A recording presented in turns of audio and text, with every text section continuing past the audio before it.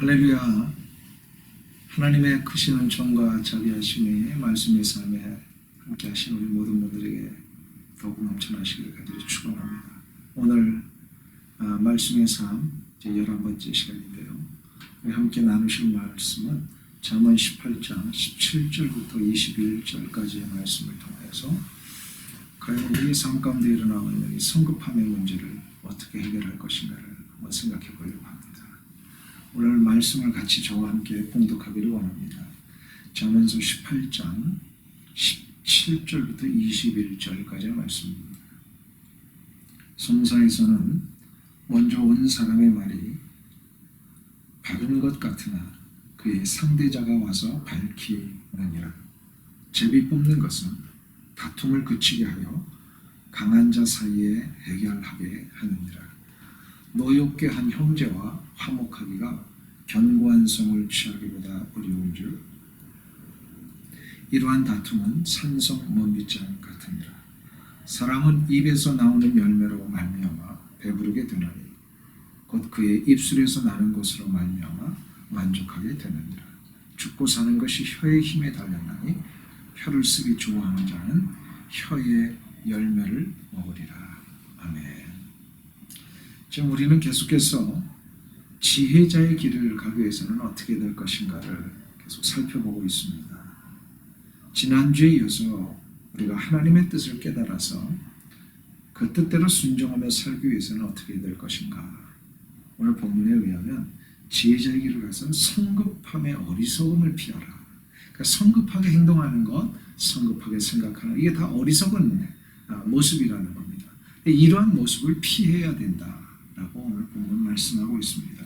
17절을 한번 같이 보실까요?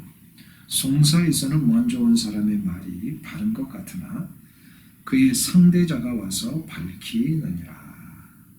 이렇게 말씀하고 있습니다. 송사할 때에 양편의 말을 듣기 전에 한쪽 편만 말을 듣는 것을 이렇게 피하라는 뜻입니다. 많은 사람들이 자주 넘어지는 것 중에 하나가 한쪽 편만의 말을 듣고 판단하는 것에 있습니다. 대부분 성격이 급하고 흥분을 잘 하는 사람들이 그런 실수를 합니다. 이런 분들은 다른 편의 이야기를 듣고 판단해도 늦지 않는데 처음의 말만 듣고 모든 판단과 생각이 그것에 확 고정되어 버리는 경우가 많이 있습니다. 이것은 아무리 책임을 지지 않는 위치에 있는 사람에게도 큰 어려움이 발생이 됩니다. 그렇다면 공동체를 이끌고 큰 무리를 다스리면서 책임을 지는 지도자의 위치에 있는 사람에게 이러한 모습이 있다면 참으로 위험한 모습이 아닐 수 없습니다. 아마도 솔로몬은 이 부분에 대한 늘 조심스러운 마음이 있었을 것입니다. 한 나라의 왕으로서 백성들을 바르게 다스려 나가야 할 때에 여러 송사들을 한쪽의 말만 듣고 판단해 버리는 순간 그릇된 결정을 해버릴 수 있기 때문입니다. 그래서 아마도 솔로몬은 이 부분을 늘 조심하려고 했던 것 같습니다.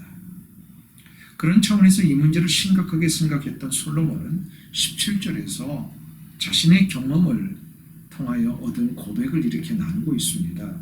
송사에서 먼저 온 사람의 말이 바른 것 같으나 그의 상대자가 와서 밝히느니라. 만일에 성급하게 한쪽 말만 듣게 될 경우에 아주 심각한 결과가 두 가지가 나타납니다. 바로 다툼과 몰락입니다.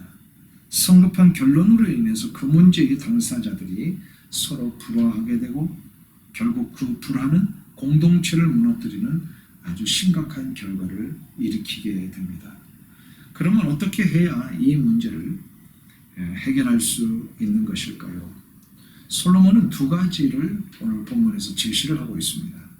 첫째, 모든 일의 최종적인 판단과 결론을 하나님의 절대적인 주권 속에 맡겨야 된다고 말씀을 합니다. 18절을 한번 보겠습니다.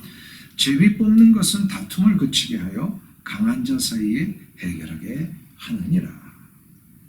한쪽 편만 말을 듣고 성급하게 어떤 판단을 내릴 경우에 심각한 다툼과 불화를 일으키게 됩니다.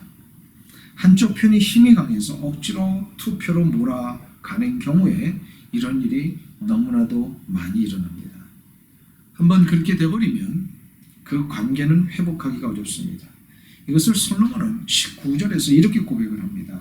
노엽게 한 형제와 화목하기가 견관성을 취하기보다 어려운 줄 이러한 다툼은 산성 문빗장 같으니라. 그래서 이 부분을 해결하는 방법은 제비뽑기를 하는 것이다 라고 말씀을 하고 있습니다. 제비를 뽑는다는 것은 무슨 뜻일까요? 많은 학자들이 당시의 제비뽑기는 주머니에서 몇 개의 조약돌을 꺼내어 땅 위로 굴리는 것이었다라고 해석을 합니다. 정확하게 이것이 어떻게 판결에 사용되었는지 알 길은 없습니다. 또 정확한 그 기록도 없기 때문입니다. 그러나 한 가지 중요한 것은 돌을 굴리면서 일정한 규칙에 의해 나온 결과를 모두가 수용하기로 약속을 하였다라는 점입니다. 그러면 이 제비를 뽑는 것은 왜 할까요? 오늘 잠언 16장 33절을 한번 보실까요? 거기에 보시면 솔로몬이 이런 고백을 합니다. 제비는 사람이 뽑으나 모든 일을 작정하기는 여호와께 있느니라. 결국 어느 개인의 입김이나 주장에 의하여 정해지는 것이 아니라 모든 최종적인 판단과 결정은 전능하신 하나님의 손에 맡긴다는 것이 그 의미 속에 담겨 있습니다. 신약 시대의 12명의 제자 중에 가룟 유다가 자살로 그 자리가 없어짐으로 인하여서 한 명을 더 세워야 할 경우가 생기게 되었습니다. 이때 여러 후보군들 중에서 한 사람을 뽑는 일을 제비뽑기로 했습니다. 그 제비뽑기로 선출된 사람이 바로 마띠아입니다. 이 때문에 그 이후의 신약의 교회들에게는 이런 제비뽑기 운동들이 계속해서 이어져 오고 있습니다. 제비뽑기는 인간의 모든 일을 작정하시고 결과를 만드시는 분이 하나님이심을 믿는 데서부터 출발하는 그런 방법입니다. 우리의 삶의 모든 것은 전능하신 하나님의 섭리와 간섭 속에 이루어지고 있습니다. 이것을 믿는다면 성급함과 경솔함을 피해야 할 줄로 압니다. 그리고 그 모든 결과를 위해서 기도할 수 있어야 될 것입니다. 이렇게 되면 다툼을 그치게 합니다. 어떤 일로 인하여 불만과 불평이 있는 자들도 그 최종적인 결과가 하나님의 주권 속에 이루어졌다는 것을 알기에 순종하게 되어 있습니다. 이것이 겸손입니다. 모든 결과가 하나님이 하신 것이기에 겸손하게 나는 순종하겠습니다 하는 이 자세입니다. 제비 뽑는 것은 다툼을 그치게 하여 강한 자 사이에 해결하게 하느니라. 겸손한 자는 순종하게 되어 있습니다. 이것을 붙들고 나갈 때에 가정과 인생과 교회는 하나님이 기뻐하시는 일들을 이루어가게 될 것입니다. 자, 그러면 두 번째 방법이 있습니다. 이 두 번째 방법은 모든 상황 속에서 우리는 생명의 말을 하는 자가 되어야 합니다. 20절과 21절을 한번 보실까요? 사람은 입에서 나오는 열매로 말미암아 배부르게 되나니 곧 그의 입술에서 나는 것으로 말미암아 만족하게 되느니라. 죽고 사는 것이 혀의 힘에 달렸나니 혀를 쓰기 좋아하는 자는 혀의 열매를 먹으리라. 사람은 입에서 나오는 열매로 말미암아 배부르게 된다라고 하는 이 말씀은 사람의 말이 곧 그 사람의 인생의 열매가 된다라는 뜻입니다. 하나님은 자녀들에게 말의 권세를 주셨습니다. 그 말대로 열매를 맺게 하셨습니다. 그래서 생명의 말을 하는 자는 생명의 열매를 맺게 합니다. 생명의 열매를 맺는 자는 자신이 살고 있는 이들을 살리게 되어 있습니다. 죽이는 말을 하는 자는 죽음의 열매를 맺게 합니다. 죽음의 열매는 바로 자신도 죽고 다른 이들도 죽이는 열매가 되는 것입니다. 그러므로 말을 할 때는 생각을 많이 해야 합니다. 성급하게 말해서는 안 됩니다. 내가 지금 하려고 하는 말이 과연 생명의 말이냐 죽음의 말이냐를 생각하고 말해야 합니다. 성격 급한 사람은 이것을 하지 않습니다. 하지 않는 사람들이 대부분 하는 말이 나는 원래 성격이 급해서 그렇지만 뒤끝은 없어 라고 합니다. 그러나 진짜 그럴까요? 그렇지 않습니다. 모든 말은 자신의 의도와 상관없이 뒤끝이 달려오게 되어 있습니다. 그것이 바로 말의 열매입니다. 그러므로 하나님을 믿는 자는 성급하게 말을 해서는 안 됩니다. 반드시 생각을 해야 합니다. 나의 이 말이 생명의 열매를 맺는 말인가? 아니면 죽음의 열매를 맺는 말인가? 이거를 생각해야 합니다. 생명의 말은 나를 살리고 다른 이를 살립니다. 그러나 죽음의 말은 나를 죽이고 다른 이도 죽입니다. 생명의 말이 있는 곳에는 그 사람이 살 뿐만 아니라 공동체가 살게 되어 있습니다. 용기를 주는 말, 회복시켜주는 말, 용서하는 말, 사랑하는 말을 그래서 우리는 해야 합니다. 요셉이 자신의 인생의 큰 아픔과 상처와 죽음의 위협까지도 주었던 이 형들을 총리가 되어서 만났을 때 어떻게 말합니까? 복수하는 말이 아니라 오히려 용서하고 위로하는 말을 했습니다. 이 때문에 요셉이 살고 그의 가족이 살고 이스라엘이 살게 되었습니다.